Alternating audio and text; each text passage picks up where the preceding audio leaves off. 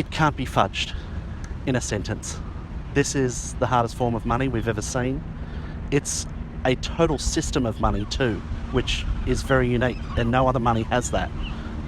If you look at the functions of money, it's store of value, mean of exchange, unit of account. Sadly, the US dollar has lost the store of value component of those three functions of money. It still has the unit of account and the mean of exchange. It's 80% plus of global trade, so it's not unassailable, but it's a dominant market player that's irrefutable as the leader in that respect. But money has three functions, not one function, and although it's like absolutely dominant to the tune of over 80% in mean of exchange, unit of account gets done in every currency globally depending on what locale you're in. And then the critical, I think, reason why Bitcoin in time will become the dominant is because of the store of value function, in that you can't be diluted. Once you have a percentage of the network, then that's what you have, and you can never be diluted. That is a very powerful thing that enables you to harness and store your purchasing power through time, which is something we haven't really had the ability to do up until now. So sadly, not many people understand that. People don't really comprehend the magnitude of something that is the best function of money in all three use cases. All of a sudden, that is something that's totally unique. Yeah. And the comprehension of that takes a long time to really sink in and think through the implications of that. And sadly, it took me 5 years. And I thought I was, well versed in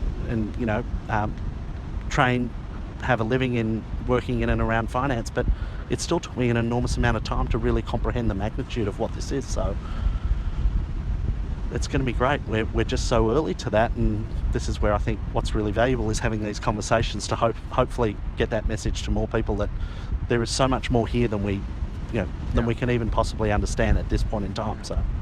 So you've been in the family office space for over 20 years, and it took you 5 years to figure out this Bitcoin idea of being mean of exchange plus unit of account plus store value together. Maybe even longer. Okay. Yeah. And this is what I find so frustrating, because I'm like, I'm trained in this. I studied this. I talked about business as a child with the family. Went to university, studied accounting and finance. Like, I should know this. I feel silly admitting this, but like, it took me 5 years to learn this, and I'm thinking, well, I do this day in, day out for a job. I'm in and around finance, and ironically, I think all of that classical training in traditional finance markets is actually an impediment to learning about Bitcoin than actually thinking about it from a first principles, because you need to disregard everything that you've learned up until that point, because this is the paradigm shift with Bitcoin. It is a complete game changer, and sadly there are no benchmarks or posts or lighthouses to reference when you move into the Bitcoin world. It is a completely foreign beast to anything we've ever seen in finance. So it took a good 5 years to comprehend it, and hundreds if not thousands of hours of talking to my brother, who was very patient, very kind in sort of getting me up that education curve to understand it. So and you're still the first 1% of people to have learned about it, figure it out. It took you all these years, and likewise for me, it took me a bunch of years, and yet we're still super early, and there's so many more people that are yet to begin their 5-year or 10-year or 3-year journeys of trying to figure this out. So it's fascinating. And I fully agree with your point about having to unlearn stuff. Just yesterday on Twitter or X or whatever, someone was tweeting about how they have an MBA in finance, they have all this experience, whatever, and they're like, I didn't understand money until I learned about Bitcoin. And I was like, hey, you want to come on my show? And he said, I can't, because my job and everything else. And I've gotten that so many times, and that's what's awesome about you, is that you're one of the few financial advisors, family office people that are able to have the freedom to say this, and say this with the conviction you do. Because most people, in my experience, they can't, because they're tied up at the current job, or they're tied up with their current worldview, and that's like unacceptable as a worldview to share or to talk about publicly. So, and I understand why that's the case, but there's a lot of licensing that goes into financial advice, and so one of those limitations is that when you deal with most financial advisors, you're not dealing with them and their thoughts on the market. You're dealing with a a preconditioned, approved product list that they're allowed to talk about. And if Bitcoin's not on that product list, guess what? They can't talk about it, which is, it's very frustrating, because I look at this and think Bitcoin is the ultimate hedge. It's an asset that exists outside the system that will effectively envelop the system. And the asymmetrical bet to the upside, that's the opportunity, which is Bitcoin, is an avenue to insure yourself and extract yourself from all of the misery that I think is about to come to the existing system. So it's the ultimate hedge, and it doesn't require a lot of investment in relative terms. And when we first started talking about Bitcoin to clients, we talked of having an allocation of 1% to 2%. Just put 1% to 2% in, and this is where, getting off zero, one of your messages, which is so critical, the clients we deal with, 1% to 2% is inconsequential, and in that's relative volatility. Correct. In the stock market, yeah. And that's literally what I used to tell them, like, hey, 1% to 2%, if I'm completely wrong, we've lost 1% to 2%, which is a bad day. And you know what?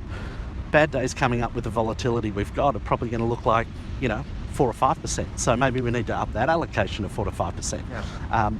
And one thing that happens, though, with that 1% to 2% is the more clients understand about this, the higher that allocation goes. And so the more you know, the more you buy, the more you invest. And this is where, I'm very grateful for the work you do in helping educate people about that, because it hopefully educates them up that education piece around Bitcoin to feel confident to invest more money in it. Yeah. And this is a critical piece. Yeah.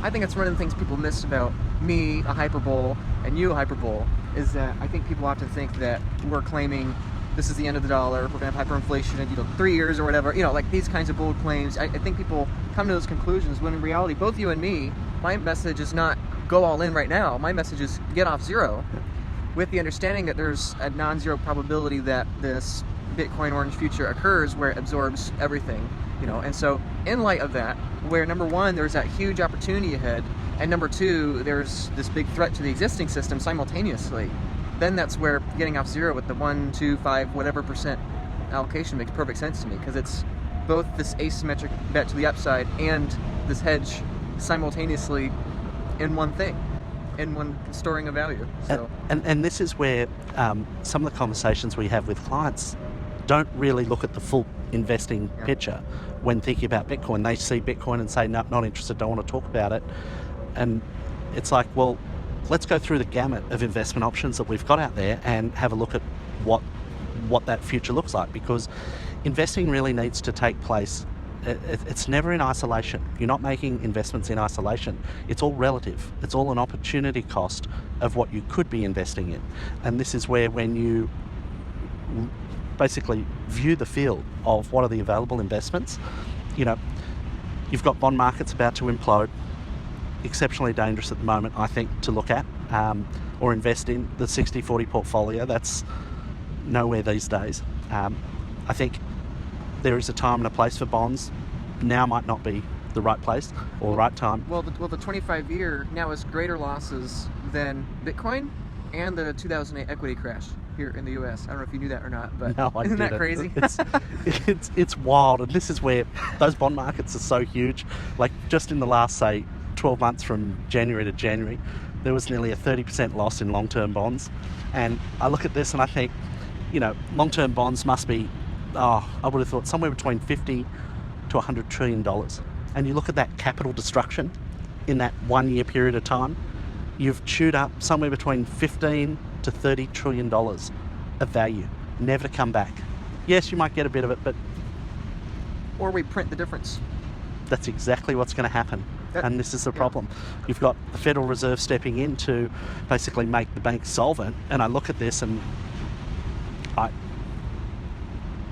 there is a complete mismatch between the certain treatment of different assets. And I'll just finish the point on the field of investment opportunities.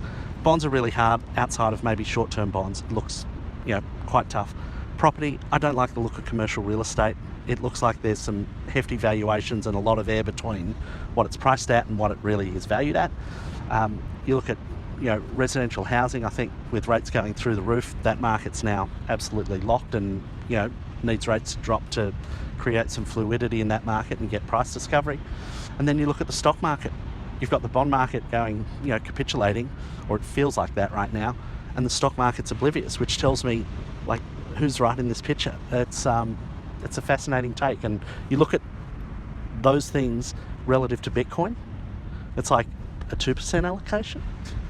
Like, if people understood the risks in our existing system and really applied rigor to that, a 2% allocation might need to be a little higher. Thank you so much for watching my content and being a supporter of mine. I really appreciate it. It's a lot of fun for me to do, and it's really meaningful to know that so many people are enjoying my content and learning about Bitcoin. I think it's so important for people to get off zero. In addition to getting off zero, it is really critical, it is really important that you also begin taking self-custody of your sats and of your Bitcoin. This is because if you have Bitcoin on an exchange or you don't have proper self-custody, this is going to be a massive problem for you in the future, most likely. If Bitcoin starts having rapid periods of appreciation and there are rapid spikes in demand for Bitcoin education, and for Bitcoin advocates and advisors, it's going to be increasingly important that you have self-custody of those coins. So my message to you is please consider getting that self-custody. Now, you can do that on your own. There are plenty of free tutorials online. There's plenty of great work like that. But if you want somebody to help you with self-custody, if you want somebody to help you take cold storage of your Bitcoin, of your Satoshis, if you want somebody to help you set up a multi-sig vault, to set up an estate plan, to set up a plan for you as a person, an individual, as a business owner, as a charity, whatever the case, I work at the Bitcoin Advisor, and I'm happy to say that I really enjoy it. I love working with my clients. My job is literally to help people buy Bitcoin and secure it properly for years, decades, and generations to come. So if you want to learn about my services at the Bitcoin Advisor and what we do, you should click the link in the description. Here you can read a bit about what I do. You can book a free consultation with me. You can book a free meeting with me. I'll send you lots of free complimentary paperwork explaining how multi-sig vaults work, cold storage, giving you all the education you need. Everything's fully open source. What we do, our main goal is education, helping get coins off exchanges, and people be able to not lose sleep at night when they buy and secure their Bitcoin. So you can feel free to book a meeting with me. The first one is free and complimentary, just to figure out what your priorities are and get that adjusted. But if that's something that could be used to you, I really highly encourage you to take self-custody, whether that's with me or not. Please just do it. But for the many of you that probably will eventually want a multi-sig collaborative custody vault, the Bitcoin Advisor could be the place to go. And so click the link in the description, check that out. Really appreciate your time.